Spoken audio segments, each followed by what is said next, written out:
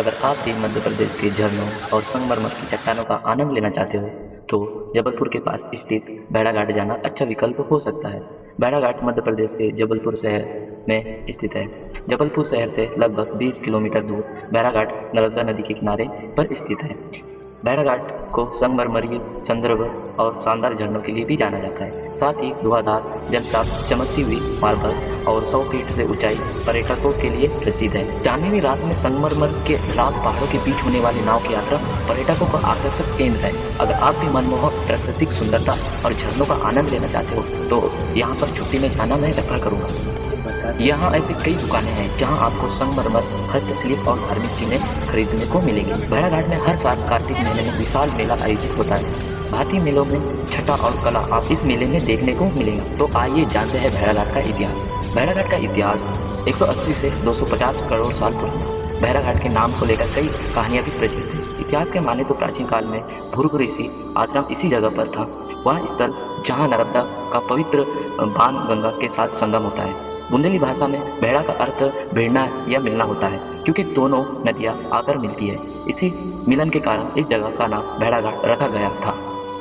भेड़ाघाट के झरनों से जुड़े रोचक तथ्य। अगर हम बॉलीवुड फिल्मों की बात करें तो यहाँ पर अशोका फिल्म को भी फिल्माया गया था, जिसका टाइटल था रात का नशा।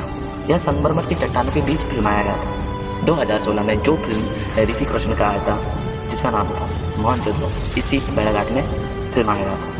1961 में जो राज कपूर के फिल्म आया था जिस देश में गंगा बहती है, इसी भेड़ाघाट शूटिंग किया गया था।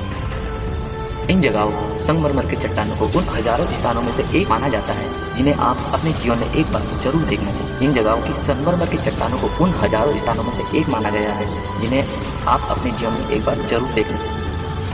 भेड़ाघाट में मार्बल रॉक्स देखने लायक है। इन संगमरमर की चट्टानों के बीच अशोका फिल्म की गाने की शूटिंग कपूर ने अपने बीचों बीच किया था। संगमरमर की चट्टान पर्यटकों के लिए खूबसूरत दर्शनीय स्थल है। नर्मदा नदी के दोनों किनारे ऊंची चट्टानों से घिरा है।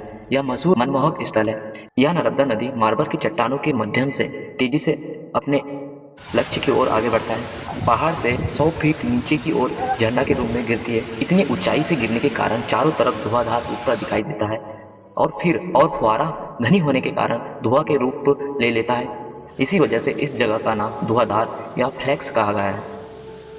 इस दौरान पानी का बहाव इतना तेज होता है कि दूर से ही गर्जना सुनाई देता है। धुआंधार जल प्राप्त को आप केवल कार के जरिए भी देख सकते हैं। अगर आप भेड़ाघाट जाते हो, भेड़ाघाट संगमरमर के कलाकृति के लिए काफी मशहूर है। यहाँ सोप स्टोन नाम का एक बाजार प्रसिद्ध है। यहाँ आने वाले पर्यटक एक बार इस बाजार में जरूर जाते हैं। इस बाजार में हस्तशिल्प जैसे स्लिंग, हैंड ट्रेज और देवी देवताओं के मूर्तियाँ खरीद सकते हैं। कैसे पहुँचे भेड़ाघाट? भेड़ाघाट जबलपुर के पास स्थित है, इसलिए आपको पहले जबलपुर जाना होगा। अगर आप फ्लाइट से भेड़ाघाट जाना चाहते हैं तो आप जबलपुर हवाई अड्डा या भेड़ाघाट के नज़दीक, जिसे दमांगू एयरपोर्ट या जबलपुर के नाम से जाना जाता है, हवाई अड्डे से भेड़ाघाट की दूरी 34.1 किलोमीटर है। इसके अलावा जबलपुर रेलवे स्टेशन भेड़ाघाट के करीब है।